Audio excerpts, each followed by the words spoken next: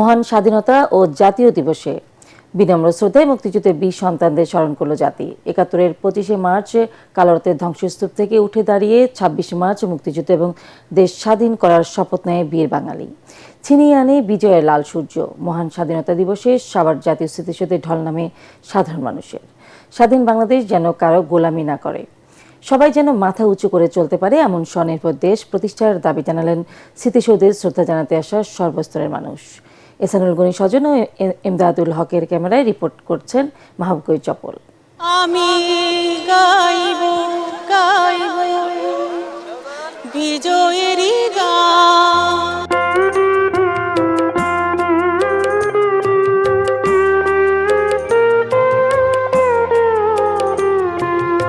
স্বাধীনতা ছাড়া জীবন মানে আত্মা ছাড়া শরীর।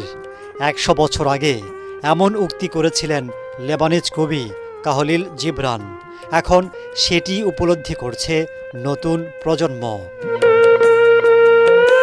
স্বাধীনতার কারণেই বাংলাদেশ পেয়েছে মানচিত্র, বাংলাদেশের মানুষ পেয়েছে আত্মপরিচয়, মাতৃভাষায় কথা বলার স্বাধীনতা। সেই দিন থেকেই স্মৃতিসৌধে বীর শহীদদের প্রতি সম্মান জানাতে আসা। ১৯৫২ সাল থেকেই স্বাধীন হবার স্বপ্ন দেখে বাংলাদেশ। ১৯৭১ সালের ২৬শে মার্চ স্বাধীনতার ঘোষণা মুক্তিযুদ্ধে ঝাঁপিয়ে পড়তে সাহস জুগিয়েছে বলে মনে করছেন এই বীর মুক্তিযোদ্ধা। আমরা যে উদ্দেশ্যে যুদ্ধটা করেছিলাম যে আমরা বৈষম্যহীন একটা সমাজ চাই, দুর্নীতিমুক্ত একটা সমাজ চাই, আমরা সেইভাবে দেখেছি যে আমরা সমাজ পেয়েছি, কিন্তু বৈষম্যহীন সমাজ আমরা পাইনি।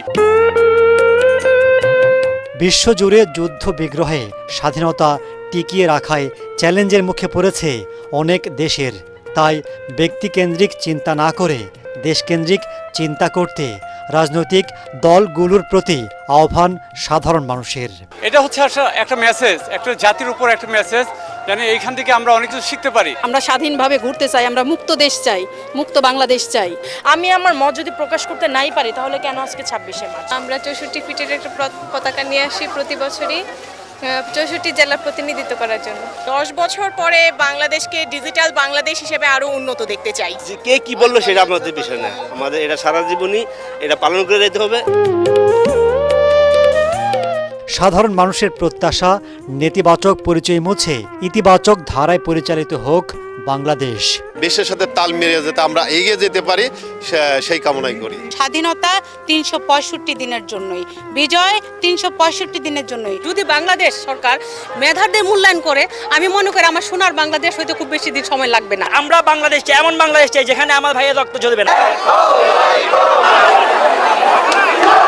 স্মৃতিসৌধে জাতীয় পার্টি শ্রদ্ধা জানাতে এলে তাদের উপর চড়া হয় এনসিপির নেতাকর্মীরা।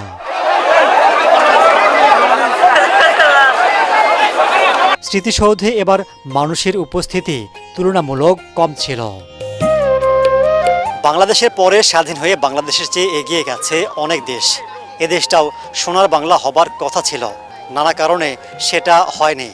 অতীত ভুলে এখন যারা দায়িত্বে আছেন সেটির বাস্তবায়নে তারা কাজ করবেন, এমনটাই প্রত্যাশা সবার। মাহবুব কবির চপল, এটিএন বাংলা, সাভার, ঢাকা।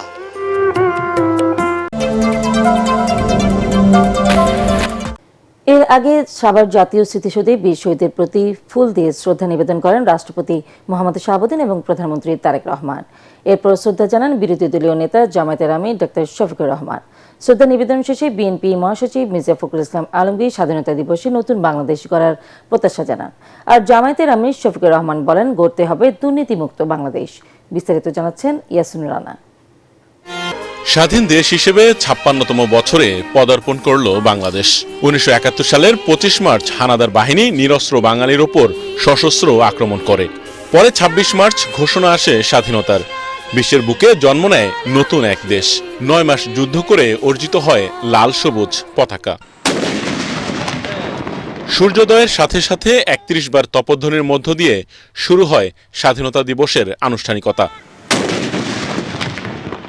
দিবসটি উপলক্ষে সাভারে জাতীয় স্মৃতিসৌধে বীর শহীদদের প্রতি ফুল দিয়ে শ্রদ্ধা নিবেদন করেন রাষ্ট্রপতি মোহাম্মদ শাহাবুদ্দিন ও প্রধানমন্ত্রী তারেক রহমান।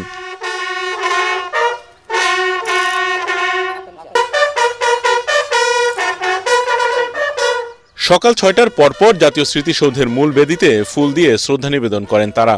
পরে মন্ত্রিপরিষদ সদস্যদের নিয়ে আরও একবার শ্রদ্ধা নিবেদন করেন প্রধানমন্ত্রী তারেক রহমান। শ্রদ্ধা জানান প্রধান বিচারপতি এবং ডেপুটি স্পিকার। মুক্তিযুদ্ধের শহীদদের প্রতি শ্রদ্ধা জানান বিরোধী দলীয় নেতা জামায়াতের আমির ডাক্তার শফিকুর রহমান। শ্রদ্ধা নিবেদন শেষে বিএনপি মহাসচিব মির্জা ফখরুল ইসলাম আলমগীর নতুন বাংলাদেশ গড়ার প্রত্যয় জানান। আগামী দিনগুলোতে বাংলাদেশকে সত্যিকার অর্থেই একটা সুখী সমৃদ্ধ বাংলাদেশ গড়ে তোলবার জন্য কাজ করব। বিরোধী দলীয় নেতা জামায়াতের আমির ডাক্তার শফিকুর রহমান বলেন, দুর্নীতিমুক্ত দেশ গড়তে পারলেই আসবে প্রকৃত স্বাধীনতা। অহিংস, দুর্নীতিমুক্ত, বৈষম্যহীন, মানবিক বাংলাদেশ আমরা সবাই মিলে যেন গঠন করতে পারি। 24-এর গণ অভ্যুত্থানের যে আকাঙ্ক্ষা, সেই আকাঙ্ক্ষার ভিত্তিতে সাম্য এবং মানবিক মর্যাদার ভিত্তিতে আমরা এই বাংলাদেশ করতে চাই।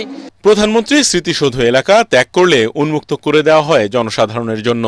এ সময় মুক্তিযুদ্ধের শহীদদের প্রতি শ্রদ্ধা জানাতে ঢল নামে সাধারণ মানুষের। শহীদদের চেতনা বুকে ধারণ করে নতুন প্রজন্মের হাত ধরে একটি আধুনিক, মানবিক, ন্যায় বিচার ভিত্তিক বাংলাদেশ গড়ে উঠবে, এমনটাই প্রত্যাশা সকলের। ইয়াসিন রানা, এটিএন বাংলা, সাভার স্মৃতিসৌধ, ঢাকা। দীর্ঘ 18 বছর পর স্বাধীনতা দিবসে অনুষ্ঠিত হল সশস্ত্র বাহিনীর বর্ণাঢ্য কুচকাওয়াজ। রাজধানীর তেজগাঁওয়ে পুরাতন বিমানবন্দরের জাতীয় প্যারেড স্কোয়ারে কুচকাওয়াজ ও ফ্লাইপাস্ট উপভোগ করেন হাজারো দর্শনার্থী। এতে অংশ নেন রাষ্ট্রপতি মোহাম্মদ শাহাবুদ্দিন এবং প্রধানমন্ত্রী তারেক রহমান। মুশফিকুর রহমানের রিপোর্ট।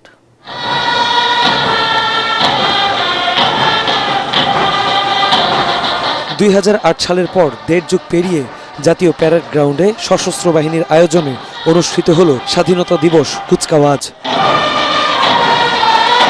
প্রদর্শন করা হয় বাংলাদেশের সামরিক শক্তিমত্তার নিদর্শন। আকাশ থেকে কমান্ডোদের অবতরণ আর লাল সবুজের রং ছড়িয়ে বিমান বাহিনীর সদস্যদের মনোমুগ্ধকর প্রদর্শনী বিস্ময় নিয়ে উপভোগ করেছে হাজারো দর্শনার্থী। এ সময় সালাম গ্রহণ করেন রাষ্ট্রপতি মোহাম্মদ শাহাবুদ্দিন। উপস্থিত ছিলেন প্রধানমন্ত্রী তারেক রহমান, 3 বাহিনীর প্রধান সহ বিদেশি কূটনীতিকরা।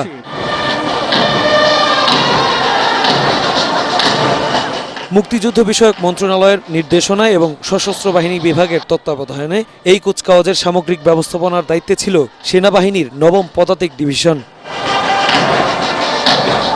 কুচকাওয়াজ শেষে সশস্ত্র বাহিনীর সদস্যদের শুভেচ্ছা জানান প্রধানমন্ত্রী তারেক রহমান। এবং সশস্ত্র বাহিনী যে কারণে গঠিত হয়েছে যে কোনো দেশে, আমরা সেটি।